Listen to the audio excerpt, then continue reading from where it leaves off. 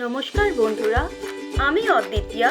তোমাদের সবাইকে অনেক অনেক অনেক স্বাগতম জানাই আমার চ্যানেল লালু ফুডে। আশা করছি তোমরা সবাই খুব ভালো আছো এবং সুস্থ আছো। আজকে তোমাদের জন্য আমি কাসুরি মেথি চিকেনের রেসিপি এনেছি, যেটা খেতে ভীষণ ভালো লাগে। রুটি, পরোটা, তন্দুরি রুটি এই সব জিনিসের সাথে ভীষণ ভালো যায়। চলো তাহলে দেখে নিই এটা আমি কিভাবে বানাচ্ছি।